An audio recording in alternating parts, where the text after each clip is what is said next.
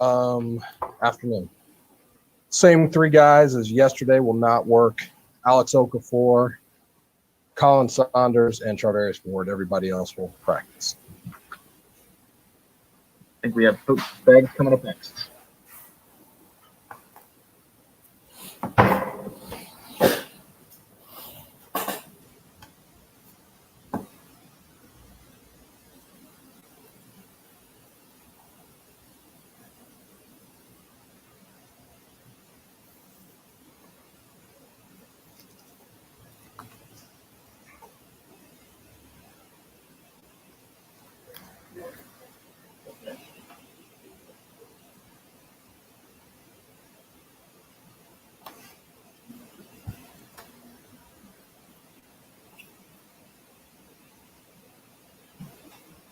All right. I think we got Coach Spags stepping up now.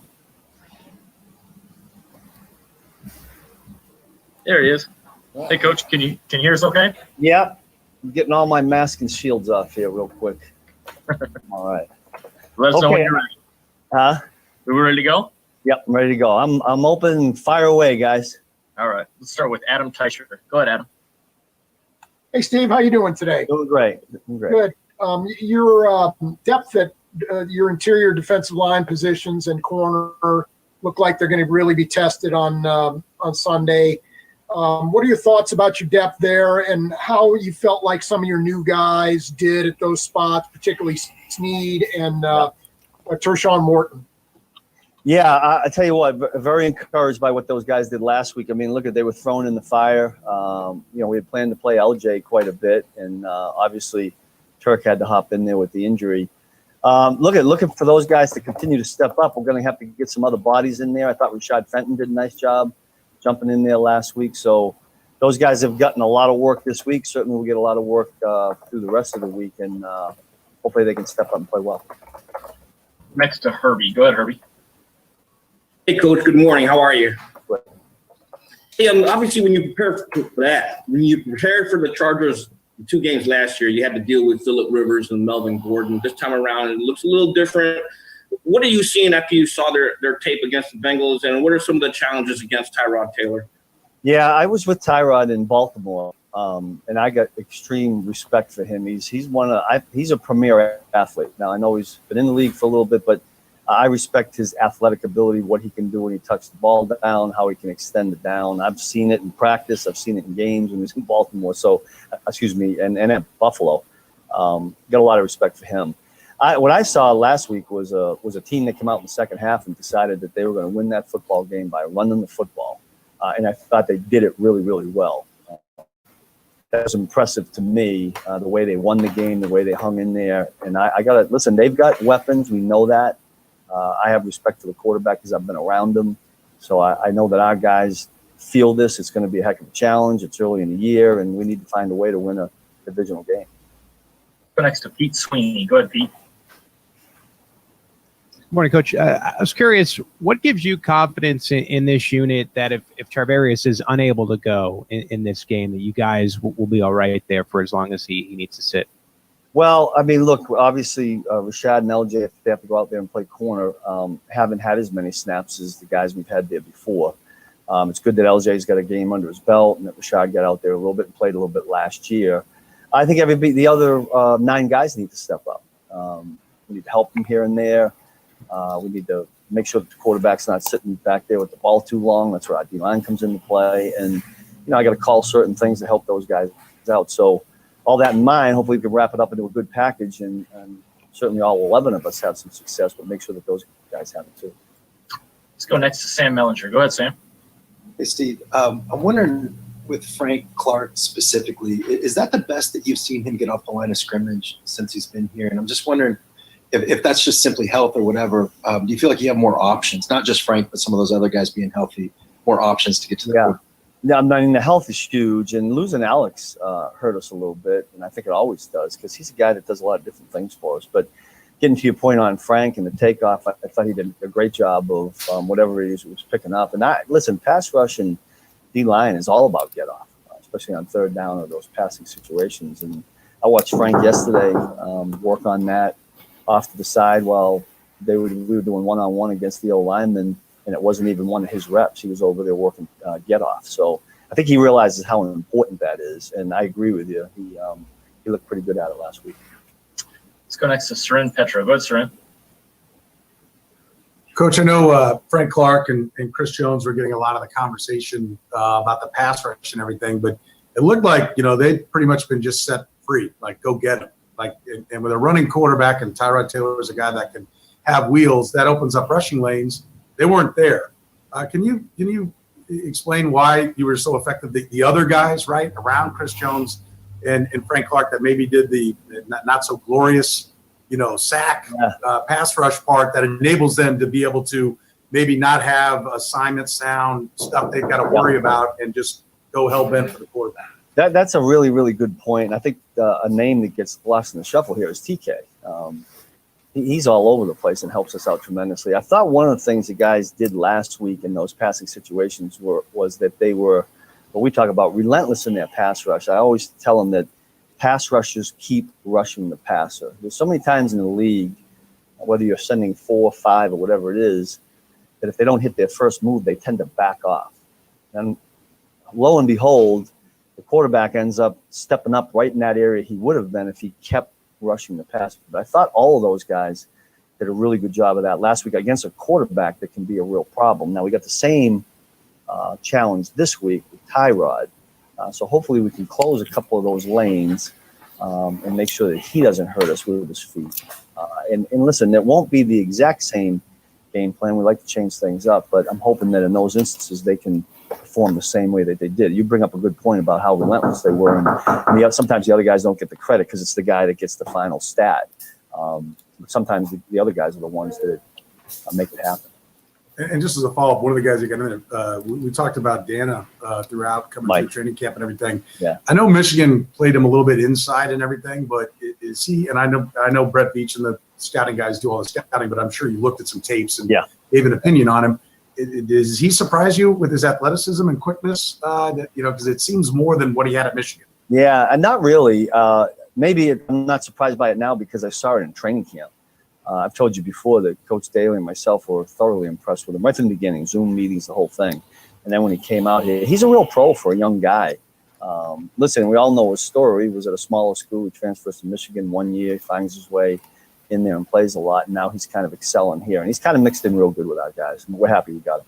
We've got time for a couple more guys. Let's go Herbie and then Steve to close it out. Go ahead, Herbie. Hey, Coach, as we're in the middle of this Zoom call, there was an announcement that just came out about the COVID fan the fan that tested positive at Arrowhead. Team just released a statement on that. What are your thoughts on, as you get ready to go into no fans, as far as safety is concerned? What are your general impressions? Yeah, I wasn't real aware of it, heard something real quick. I'd stand on the statement that the team made, but I will say this. I just think the protocol and the way things have been going has been really, really good. I mean, I know I feel real safe. But other than that, I don't know a lot about what you're talking about. But I think our guys have done a great job, and I think Rick and his staff have been outstanding. Let's go to Steve Walls to close this out. Go ahead, Steve. Hey, what's happening, Steve? After the game last week, Tyron said he was pissed off because he felt like the defense played well but gave up points at the end of the game.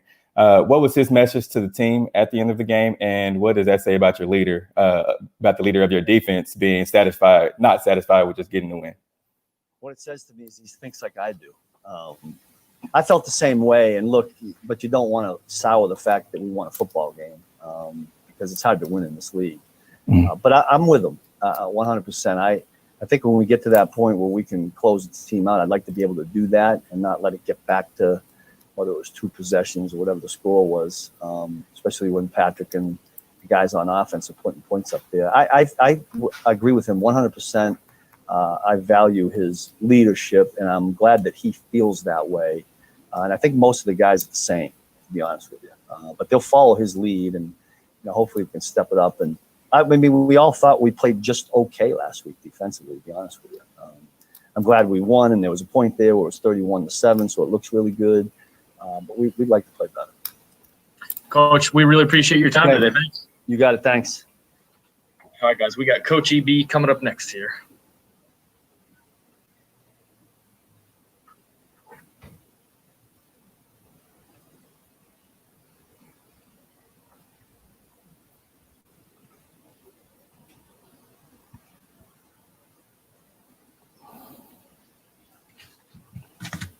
Hey, Coach, can you hear us okay? Loud and clear. All right, we're ready when you are. All right. How we doing today? Everybody good? Well, good. Just a quick word here. Feels good to coming off a victory against a good opponent. Thought our guys played hard. Thought they played fast. They had some good energy. They had a good focus about them. Thought overall we played a clean game.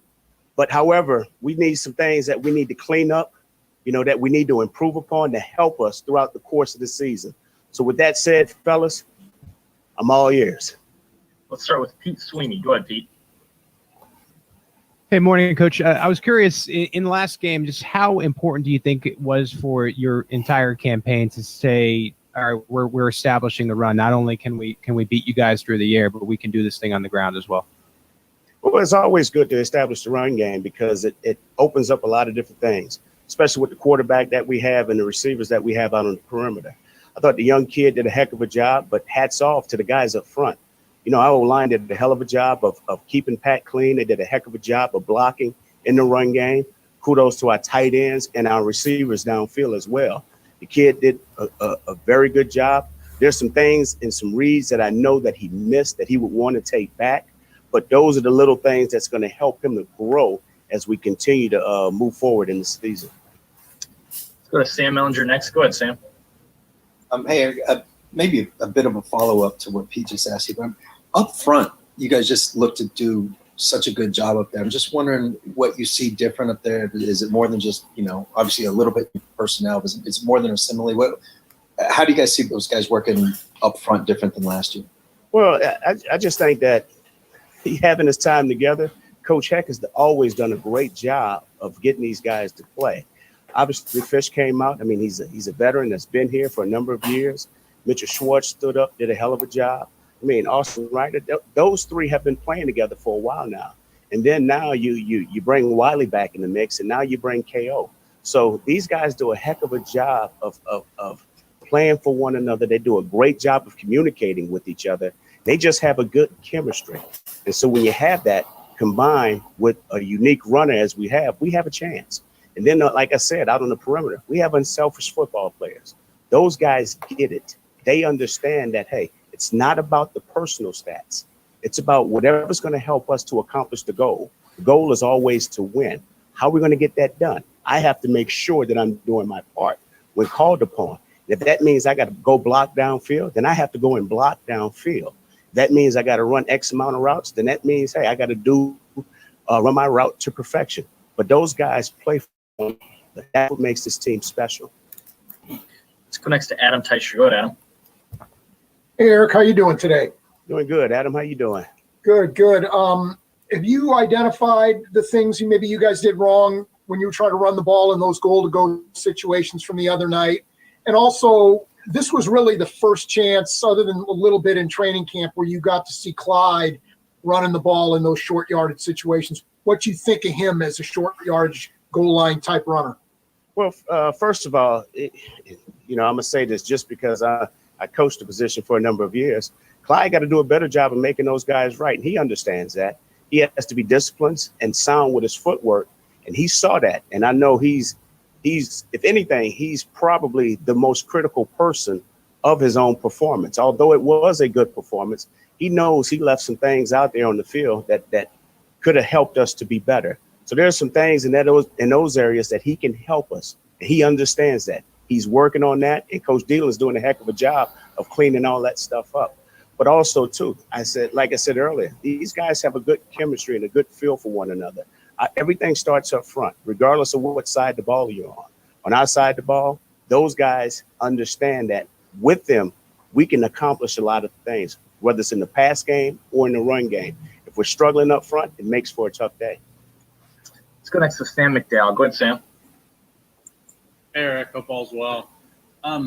I know you guys are making mid-game adjustments in every single game, but as far as the amount that you guys ran on Thursday, did that progress the way you anticipated, or did you make even more adjustments to sort of make that mix work than you maybe had anticipated on Thursday? Well, you go into each game preparing for any given situation that can present itself. They started playing a little bit more from the top down, playing giving us a clean box, playing deep in coverage. We were like, hey, you know what? We need to pound it a little bit to make these guys come up and play and be aggressive in the run game. So it just opened up everything. And our O-line did a heck of a job of establishing some rhythm up front, did a great job of communicating on the sideline with our coaching staff. And then when you got that connection, it just helps. And these guys did a heck of a job. Pat did a great job of executing, did a good sound job of calling the plays and making sure that, hey, you know what? When it was time to run it, he was like, hey, coach, call it, run it again. Let's make sure that we're maximizing this opportunity that we have. Go next to Matt Derrick. Go ahead, Matt. Hey, Coach, you talked a little bit about the offensive line, and I'm curious specifically about KO. A lot of your guys are pretty athletic. They can move around, especially get outside and downfield. KO's got a little bit more of that brawler, that man-on-man quality about him. Does that bring something different to your offensive line, and does that bring out the same mentality in the other guys? Well, I'm going to just say this, and I've said this before. He's a competitive prick, okay? We love the attitude and the determined mindset that he brings to our room, okay? He's a guy that wants to brawl each and every play. But on top of that, I mean, he's just a tough guy. He understands the dynamics of our O-line room, and he brings that chemistry together, and he just brings that brute force with him when he's out there and playing. And he wants the ball to be ran behind him. But also he understands exactly how we're going to go about doing this. We want to make sure that we're playing smart, we're playing hard, we're playing fast, but more importantly, that we're being accountable and we're not doing anything that's going to keep us from accomplishing our goals. But what a great kid. Love everything that he brings to the table. And I think he's just been a great addition. We've got time for a couple more. Let's go Darren and then Karen. Go ahead, Darren. Hey, Eric, I hope all is well with you. Look, your team played well against J.J. Watt, kind of kept him quiet. What are the expectations for your offensive line this week as they face, Melvin Ingram as well as Joey Bosa? And then second of all, look, the way that the players handled the protests and coaches as well, do you foresee that continuing, or is this just a 1 week deal? Well, first of all, I thought our offensive line did a heck of a job last week. And each and every week, they're going to be tested. Every week, there's somebody across the other on the other side of the ball that's going to present a challenge. We know what Bosa is capable of. We watched him this past weekend on TV and watched all the things that he can do. We know what Melvin Ingram brings to the table as well. On top of that, they got a couple of young guys inside that does a hell of a job as well, with Rochelle and the young kid Tillery coming in. And then how about free agent pickup in Linville Joseph, the kid out of Minnesota that they have. So each and every week, we're going to be presented with a challenge. Our guys have been around, enough. They've played enough ball together. They understand that challenge. And we understand that those are some dynamic football players. We got to make sure we're putting our guys in the right position and making sure that we're giving them the appropriate help so they can execute and keep the quarterback clean. Now, as far as the protests, I'm all in for whatever the players choose to do, whatever they decide. Right now, I've been focused on the game plan. I haven't asked because they know when I'm locked in, I'm locked in. They'll let me know and instruct me on exactly what we're doing moving forward. But I will say this, hats off to them. These guys have utilized their voices and used their platforms. I've been very, very proud of the way that they have handled everything. Let's go to Karen for the last one. Go ahead, Karen. Hi, Coach. How are you? I'm good. How are you doing? Can't see you. Great. Yeah, I know. I don't have my makeup on, so I didn't want to scare you. Anyway, I don't have mine on either, so I hope I don't scare you. You look great. Natural beauty. Anyway, have you changed anything communication-wise, knowing you're going to a venue where there's no fans and, everybody can hear everybody? So what have you done this week to make sure nobody hears anything on the sideline or hears the plays that you're calling? Have you made adjustments this week to prepare for that?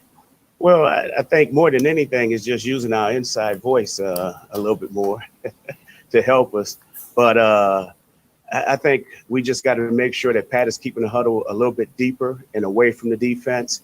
It's going to be tough, and I shouldn't say it's going to be tough, but it's going to present a challenge for us because we don't necessarily have that crowd noise going. So we got to make sure that we're doing a good job of just communicating with one another, understanding that there is no crowd noise and that, hey, we can just sit here and talk. Now, one thing with the players, We have a method of communicating, whether it's nonverbal or utilizing signals. So there's some creative ways that we can maximize what's going on and what's taking place with the venue as far as playing, but also understanding that, hey, those guys have great ears too. They can hear everything. So we got to be a little creative in how we utilize our form of communication.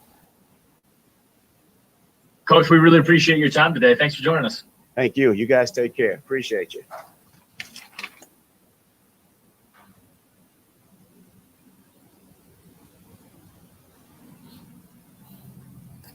All right, guys, we've got Coach Heck coming up next.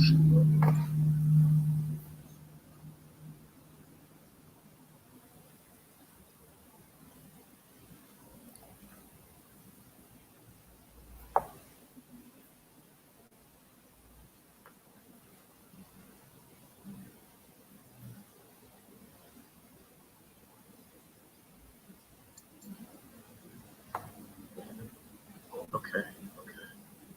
Hey, Coach, can you hear us okay? Yes, got you loud and clear. Sydney, can you tilt our camera up just a little bit? There we go.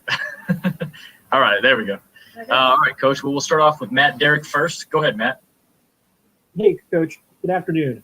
Hi, Matt. Hey, I wanted to ask specifically just about Kelechi and what he kind of brings to that offensive line, because you've got a lot of athletic guys who can move around, but Kelechi seems to really bring that brawler mentality in there. What does that do for you, and does that kind of bring in out the same thing in the guys around him too? Absolutely. I mean, he is a very physical football player, has been his whole career. He's one of these guys, he's got one speed. And we've had some guys around here similar to that. You think about Larry, he's a one-speed guy. He's going after you. Kelechi brings that. And that, when you collect guys that have that, in our case with Kelechi, it's infectious. It carries over to other guys. He plays good physical football. And on top of that, he's experienced. He's been around for a while. He brings experience to the table. He knows the game. We're glad to have him. Let's go next to Adam Teicher. Go ahead, Adam. Hey, Andy, just wondering whether you guys had identified the problems that maybe you had running in the short yardage and goal to go type situations the other night. Yeah. We sure did. We had a look at that. And, we talk about, hey, as an offensive line in particular, when we're in critical situations, we've got to be able to step up and handle those situations. So when we look at it, and really it's hard to say it's just this one thing or it's another. It boils down to execution and fundamentals. And so whether there was a breakdown in awareness or fundamentals, we recognize, hey, that's an area we've got to be better. Let's go next to Seren Petra. Go ahead, Seren. Coach, can you just kind of describe the conversations that happen? I know a lot of them happen in week as opposed to on the sideline, but about the different fourth down, options you might have and what your input is as to what the plays are going to be for. You guys had a 4th and 1 in your own side of the field, and you went ahead and went for it. How does that take shape? The conversation, you, Eric, Andy, and who all is involved in the discussion about what plays you think are going to work about against this week's opponent in those situations? Well, there'll be a couple ways to look at that. First off, you're right. Conversations are occurring. Part of it initially begins, it's kind of compartmentalized. We all handle our areas of the game. What do we think they're going to do in a situation? What do we like in that situation? And so whether it's, a few of us working in the run game, hey, what do we want to do in a short yardage situation? Same thing in the pass game. We've got guys that are kind of looking at that. Then Coach Reed and Coach Bieniemy put that all together. And then there's another conversation, and of course it starts with Coach Reed. What do we want to do? And then Pat, I'm sure, will be heavily involved in that. What will we do in this situation? And so we work as a team on that. But ultimately, whether or not you're going to go for it and things like that, Coach Reed is going to be taking the lead on that. From my end of things, I'm going to be heavily involved in what will we do run-wise in a situation, and then whether or not we call that run, that'll be Coach's call. Looks like we've got one more. Let's go to Pete Sweeney to finish us off. Go ahead, Pete. Coach, I realize the sample is pretty small here, but I was just curious, what do you think makes your line a little bit better equipped for some of the inside zone concepts that we saw on Thursday night? It's a very common run concept, throughout the league. Everybody runs inside zone. We've done a lot of it over the years. Now, we do a lot of different things, but we get a lot of practice at it. Our runners and our linemen understand the angles. We have the addition of throw options, things that look just like the pass game. And so we feel like even though it's a simple concept, that we can still, put pressure on the defense, and our guys know how to execute it. Coach, we really appreciate your time today. Thanks. Thank you. All right, guys, we got Coach McCullough coming up next.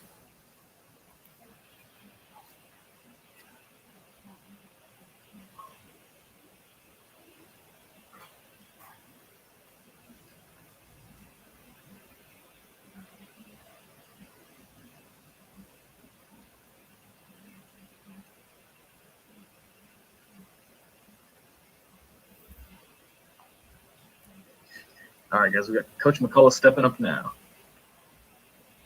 Can you hear us okay, Coach? Yeah, I can hear you. All right. Well, let's get started, and we'll start with Seren Petro. Go ahead, Seren. Coach, one of the conversations, I know it's nitpicking, right? You score 34 points and you're in control of the game the whole time, but I know you guys are always trying to get better. So down at the goal line, you weren't able to get in, running the ball. How much? It seemed like it was a lot of power play calls, right? How much? I'm trying to think how to put it without trying to ask you what the game plan is, right? How much is it vital if you're going to be effective down there to be able to change things up, that to have some misdirection? That didn't seem to be where you guys were going for whatever reason. But how much easier is it when you kind of bring in some of the nuances you guys are known for that you didn't really seem to go to in the Texas game? Well, I can tell you, speaking from the running back perspective, we took it very personally that we didn't score. Because when we look at those, it was a situation where Clyde, again, with it being his first game in the NFL with no preseason, et cetera, live opportunities down there on the goal line. Bottom line is if you follow all of the keys that we're coached up to do in that room, he scores. So some of the things we're talking about right now will be a moot point. But again, as he continues to grow, and that he took a big growth after the last game, and he'll take another big step into this game. But regardless of what the plan is, when we're down there, the running back's job is to score, and we need to do everything that we coach to do, and we'll score touchdowns. Go next to Adam Teicher. Go ahead, Adam. Hey, Galen. A couple questions about Clyde. Haven't seen him in a game for the first time. Did you learn anything about him? And just in general, your thoughts on him as a goal line short yardage runner? Well, what I learned about him is, he is as advertised as far as being able to make guys miss, running with low center of gravity, contact balance, different things like that, vision. But also on the flip side is, we found out, he's a rookie. It was his first game he played, no preseason. So it was a bunch of things going on all at once in that game. At the end of the day, I was very encouraged. We as an offense team organization were very encouraged with what he did. And we know that there will be some big steps coming forward. As far as him on the goal line, I know I answered this with the last gentleman. Just following all our keys. I'm not trying to say, I'm just going to get in by any means necessary. But if you just follow the reads and the footwork, we're having a different conversation about Clyde as a goal line running back. Go next to Pete Sweeney. Go ahead, Pete. Good afternoon, Coach. I was curious, when it comes to Clyde, did you find that his vision and patience was right where you thought it might be, or were you pleasantly surprised with just how far advanced it was, again, given the fact that this was game one of his NFL career? No, it was on par with what we drafted him in the first round. So we, definitely were, excited about that, had an opportunity to show that in a live situation repeatedly. Was definitely encouraged by that. Again, it's just the amount of growth that happens from your first full game to your second one. So that's the part that I'm excited about, that we're all excited about, is, man, he had some hiccups in the first game, that's to be expected. But here coming into this second game, I mean, he's really grown a lot. You're talking about just from the last game to the next practice that we had a few days ago. Just learning and being able to see on tape, wow, I didn't do this. I should have did this. I can do this. It's going to be, I would expect there to be some bigger steps coming to this game too. Let's go next to Darren Smith and then finish with Matt Derrick. Go ahead, Darren.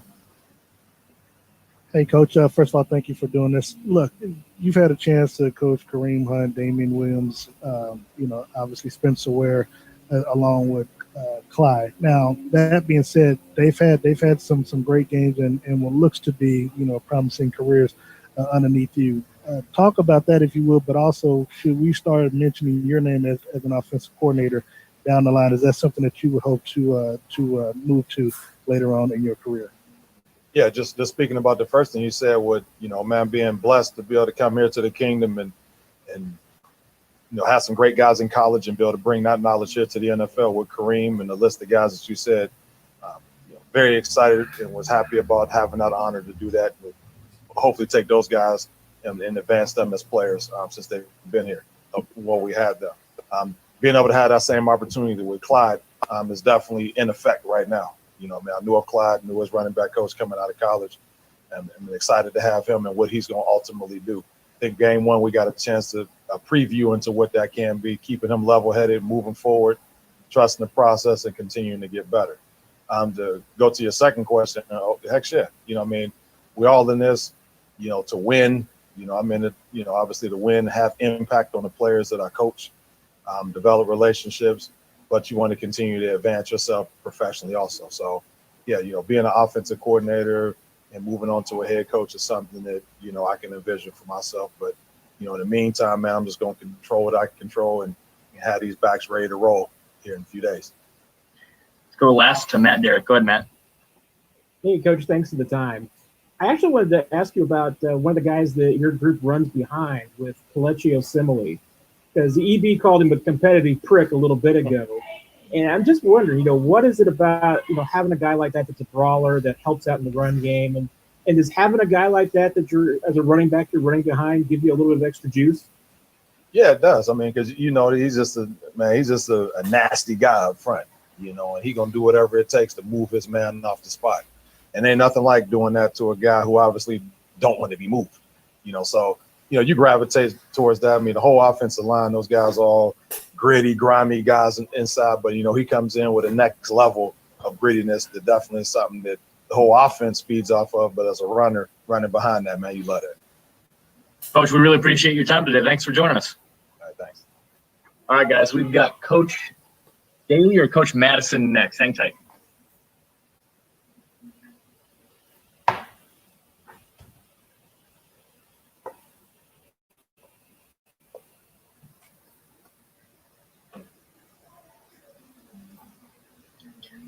Coach Daly, there he is. How you doing? I can go off there. Can you hear us okay, Coach? Yeah. All right. Well, we are ready to get started. How's everybody doing? We are good. All right. Let's start first with Harold Kuntz. Go ahead, Harold. Hey, Coach. Prevalent issue in the first game, tackling. I know you guys had talked about how it was an issue coming into the game. Have a few struggles with that. Is that just kind of basic, just trying to get that game, rhythm back in, or is it something that you guys need to get back to Drawberg and correct? Well, I think there's a number of factors there. Tackling is always something as a defense coach that you're concerned about. The first game is always, the first live bullets of it are always a little bit of an adjustment to full speed and tackle into the ground. We're drilling it. We're working it. I thought,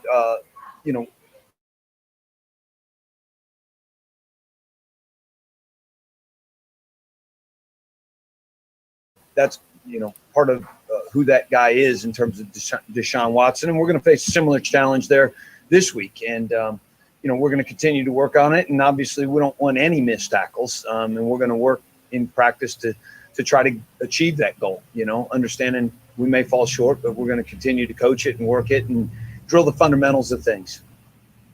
Go next to Pete Sweeney. Go ahead, Pete. Hey, Coach, I was wondering what your initial thoughts were on seeing both Mike Dana and then Turk Wharton, just considering their fairly new names that we don't know a ton about. You're in terms of what my thoughts are on those two guys? On your initial look. Yeah, I mean, both guys have done a great job since we got them here.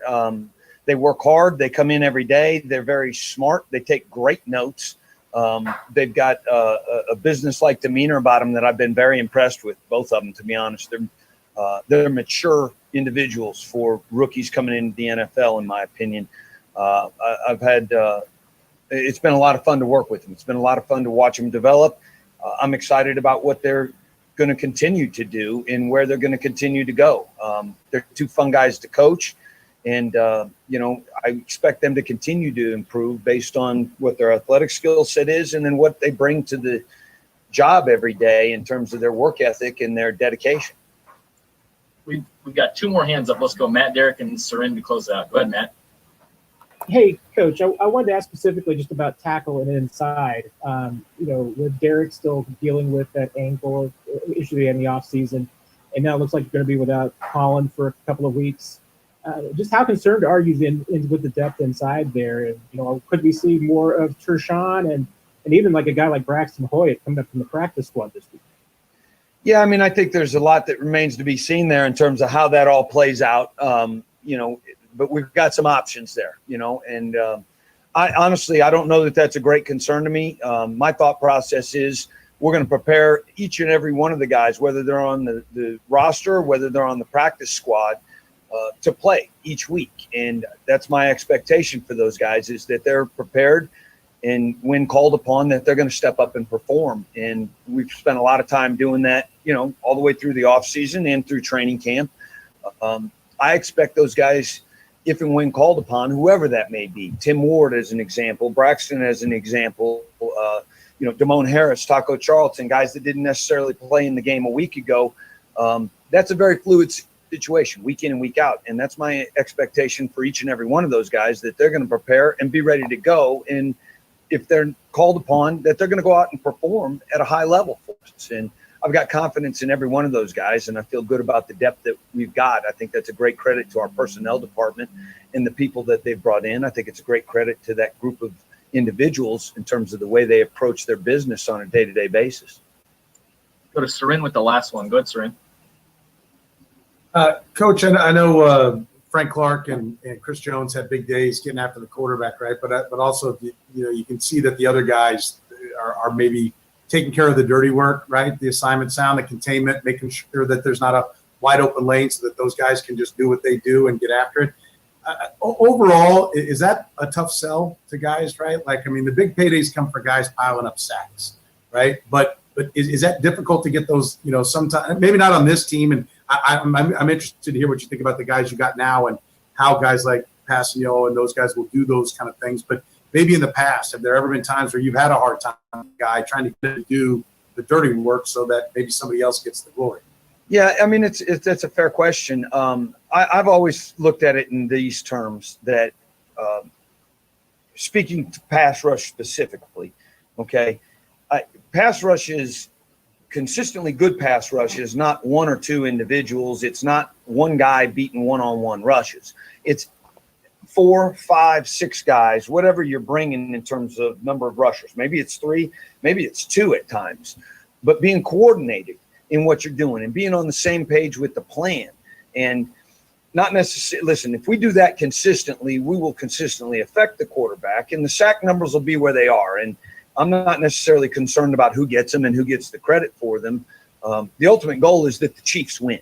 And, to me, we've got a great group of guys that have bought into that philosophy. They're not necessarily concerned or enamored with their own personal accolades or what their statistical numbers are. They're concerned with what the overall objective here is, which is winning and playing good defense on our side of the ball to contribute to the ultimate goal of the team winning. And that takes everyone involved. And, we've been fortunate. The guys have bought into that. Have I coached guys in the past that maybe it was a little harder to sell that philosophy to? Yeah, that's probably the case. But I give a lot of credit to the guys that we've got here right now in that they are unselfish. And that's one of the, if you ask me if you're looking for a criteria in terms of defensive linemen, that's probably number one on the list. And we got a good group in that regard. Coach, we really appreciate you taking the time today. Thank you. Absolutely. Take care, guys. All right, guys. We've got Coach Madison, and then we'll finish with Frank. I believe Coach Madison is coming up here in a second.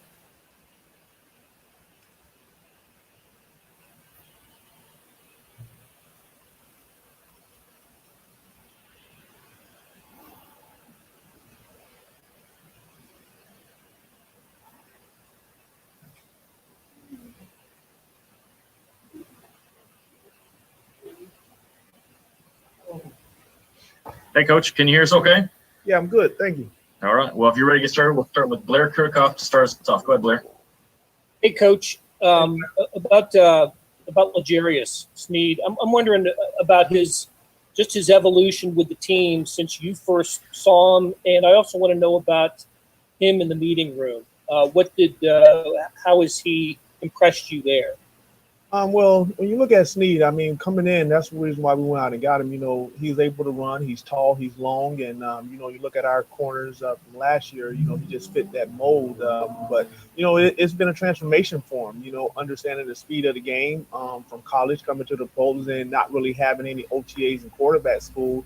He was able to pick it up very fast. But one of the things that really helped was Ward as well as Breland when he was here, talking to him, trying to get him up to speed because Breland knew his situation and, you know, just making sure that he was feeling comfortable. And as far as him in the meeting room, he's asking the right questions and, you know, he's going out there and applying those things on the field. So, you know, for him to go out there and have that such game, you know, it just was really promising for the Chiefs and as well as for Snead as well. Let's go next to Pete Sweeney. Go ahead, Pete. Good afternoon, Coach. I was wondering where Bo Pete actually is right now. I was wondering, do you see him showing enough progress where there is an opportunity maybe for him to get involved in the defense, especially as there's injuries to potentially not have Ward and so on and so forth? Or do you think he has a longer way to go? Really smart kid. You know, throughout the virtual process, you know, had all the right answers, you know, and he was able to pick the stuff up very fast and quickly, you know, but he's a month and a half behind everybody else. You know, he's still getting his legs up under him. You know, he's playing a lot of scout team right now, and we're talking him through some of the things that he didn't have opportunity to do during training camp. So, you know, he's coming along slowly. Coach Spags, Coach Reed, you know, they're taking their time with him, but you know, he's going to be in a situation sooner or later to be ready and prepared. So, you know, he's being quizzed and challenged throughout the course of the day and throughout the course of practice. But, you know, it's going to be up to Coach Reed and as well as Coach Spags when they feel comfortable. But first of all, he's going to have to learn how to do things on special teams because that's where you really, you know, have the opportunity to make that that game day roster. And Coach Tobe is going to be working them in. So, you know, it's just going to be a situation for him picking up those little small things. And then once he does that, getting his legs up under him and being able to, you know, go out there and have that opening roster. But, you know, being out a month and a half or however long he was out, you know, now he's finally getting over that soreness part and getting his legs up. Let's go next to Seren Petra. Go ahead, Seren. Coach, I know Thornhill coming back from the injury, just thoughts about where he is and what he's able to do? Man, Juan, you know, when he first did it, he was like, Coach, I'm going to be ready for week one. I was like, Juan, you're not going to be ready. But, I mean, his mindset was there. And then just to be able to see him go out there and play the way he played, you know, is really good for him and really good for us because, you know, we put a lot of work into him last year. And now he's right out there with Tyrann Mathieu and, you know, putting, you know, everybody in situation to make plays. So very impressed with him. You know, he was a situation where, you know, just going out there, getting the feel, you know, because when you have an injury like that and it was, you know, doing a football game, for you to go out there, you have a little hesitancy. But once he got that first contact, came to the sideline, he was like, Coach Sam, I'm good. So, you know, we'll eventually let him off the leash. But, you know, for now, he's doing a really good job. So hopefully, you know, he can continue. And you look at the training staff, they've done a phenomenal job with him. So, you know, very impressed with him and happy with the things that he's done so far. Close it out with Adam Teicher. Go ahead, Adam. Hey, Sam, just to follow up on, on Thornhill. How far do you feel he is right now from being the player he was last year? Yeah, man, at the end of the year, man, Juan was all over the field. You know, he was really in a good place. You know, when you have these type of injuries, you tend to gain a little weight, and I've always talked to him about that, and you look at him, he looks pretty good, but it's just going to take some time, to really get back to that. In 8.5 months, that's really impressive with things that he was able to do. So, there's no timetable. I mean, as long as he can go out there and he can apply the things that Coach Spags is putting on the table and on the floor for him to go out there and do, Coach Spags is going to let him do it. So Coach Merritt has done a great job with him, bringing him along, throughout the course of training camp, and just watching him throughout the individuals drills and engaging him and seeing exactly where he is. But, he's picked up a lot more reps, and, he did really good in the game. So hopefully he'll be able to continue to build off of that and be back to the old Juan. But, we'll just have to see, and then just hopefully the training staff and Juan himself continue to take care of himself, throughout the course of the week, so he can make it to game day and be out there and be able to go out there and apply the game plan that Coach Spags put together. Coach Madison, we really appreciate your time today. Thanks for joining us. Hey, thank you guys. Have a great day and be safe. All right, guys, we've got Frank Clark coming up next.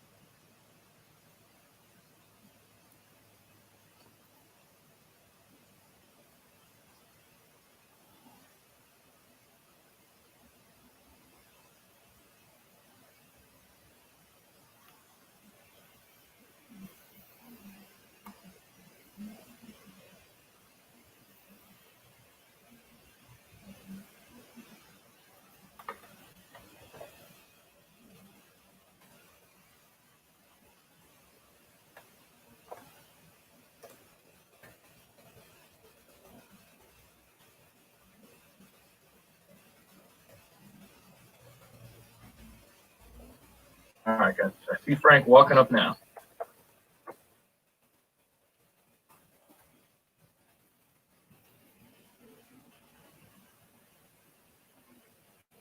Ooh.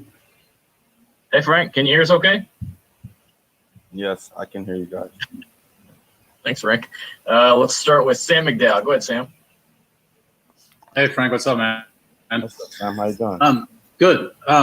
Spags mentioned something on when we talked to him just a little bit ago about the fact that you were working off to the side just on your get off. Can you kind of take me through that process and how long it's been? I mean, has that been an emphasis your entire career? Has that been something more recent that you've really tried to hone in on? No, I've been working on my get off and just doing different stuff like that for my whole career.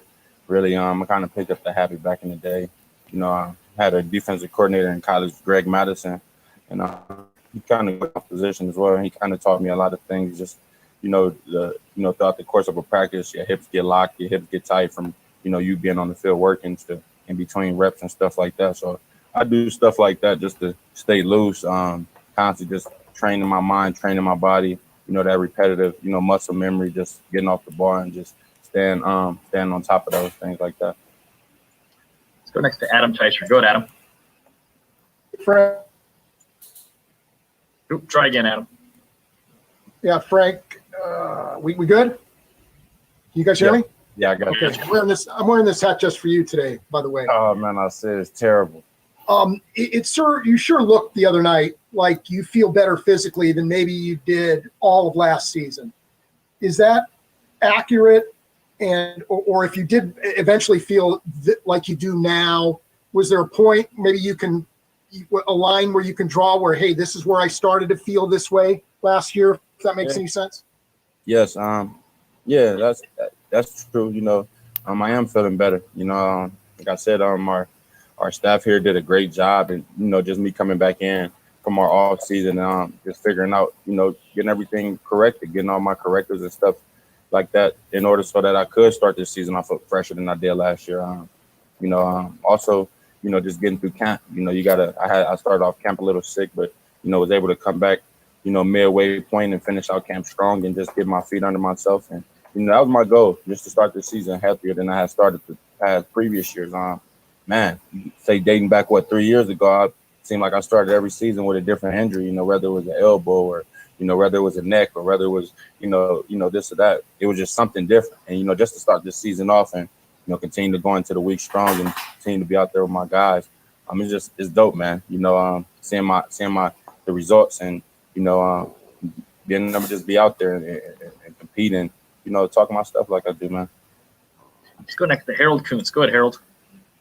Hey, Frank, a few things for you. Tyrann Mathieu after the game said he was, quote, pissed off. You feel the kind of same way about that performance against Houston. Does that help you, especially with the rookies, when you're studying film and getting involved with them? Now you have something tangible to look at. You can help them, especially a guy like Tershawn Wharton.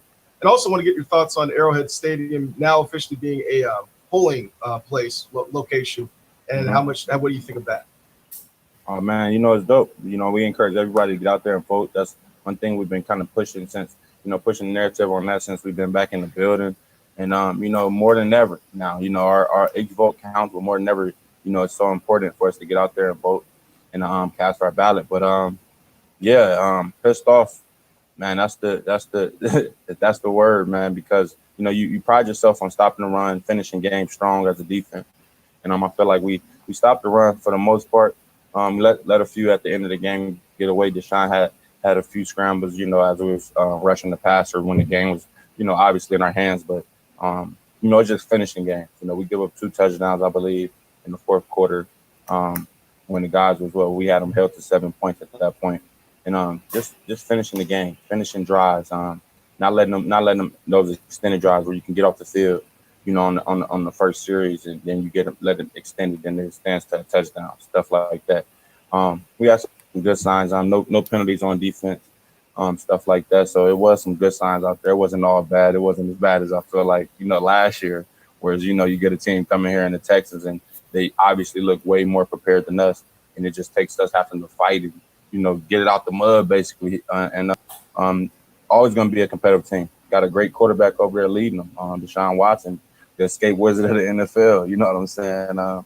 But like I said, it's just competition. Competition's at an all-time high right now, and you can see just coming out playing those guys' first game, you can tell they wanted to.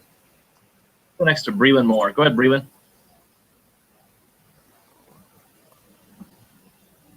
Breland, you got us?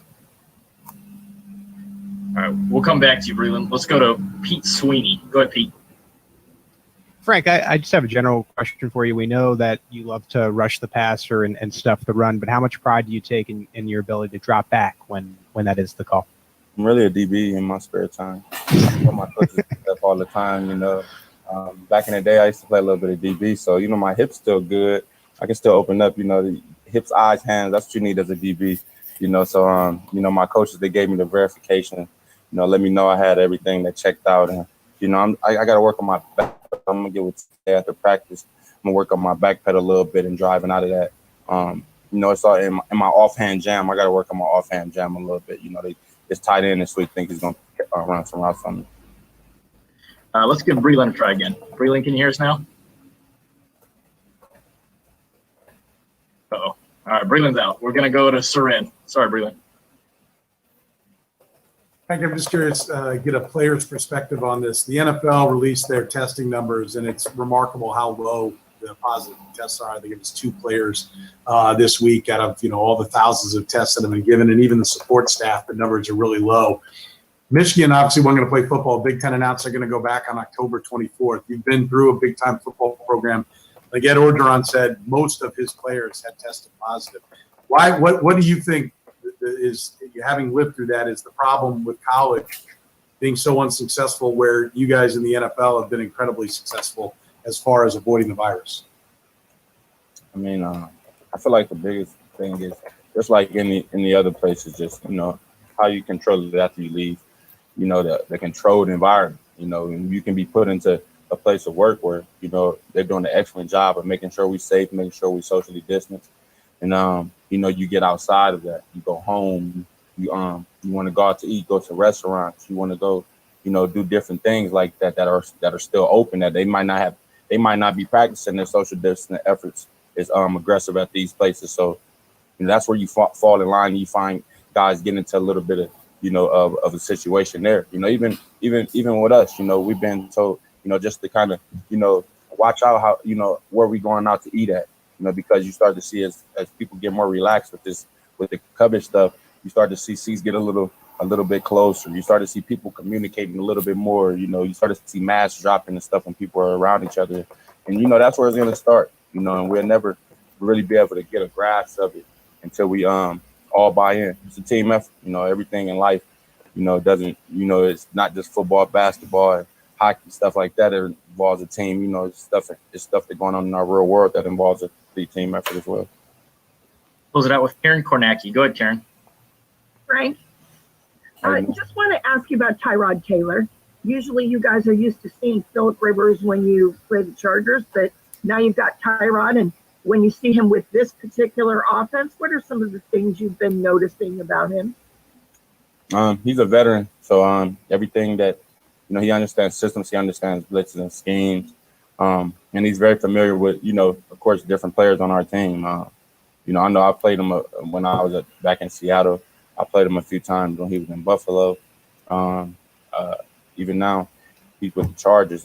He's always been known as an elusive quarterback. If you let him get on the run and allow him to get comfortable in the direction in which he likes throwing, he's going to make some completions. He's going to make some big plays. You seen, what was it, last week? You watch on film. You watch from his pass. If you don't do a disciplined job rushing the passer on the edges, containing the passer on the inside, getting inside push up the middle and forcing him to bubble or forcing him to make tough decisions and tough throws over. You want him to force him to make those over the middle. His strengths is throwing to the outside and really throwing those quick routes and stuff over the middle. So it's going to be key for our inside and for our edges, for our defensive line as a unit to keep them contained. Frank, we really appreciate the time today. Thanks for joining us. I appreciate you guys. All right, guys, that is all we've got for today.